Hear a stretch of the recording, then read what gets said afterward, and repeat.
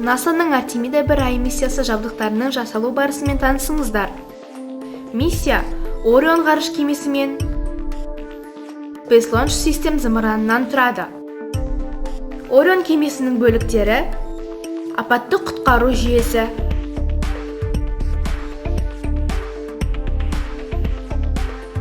Орион экипаж кабинасы,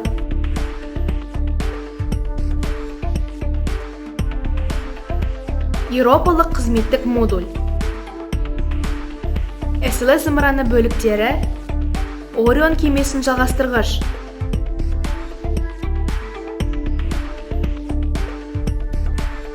ICPS криогенді екінші сатысы,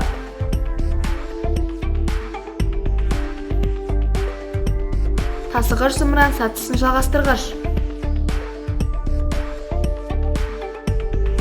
алдыңғы юбка,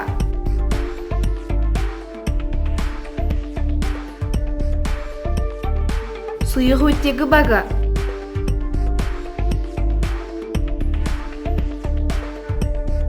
аралық баг,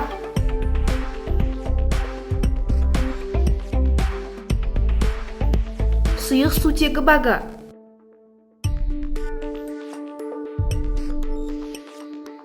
қозғалтқыштар бөлімі,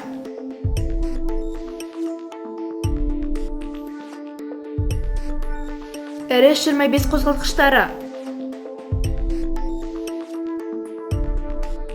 қатотын жағатын үдеткіштер.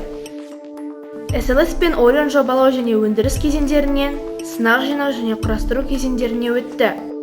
Кейбір жабдықтар тіпті миссия ұшырылатын Кеннеди ғарыш орталығына жеткізіліп қойды.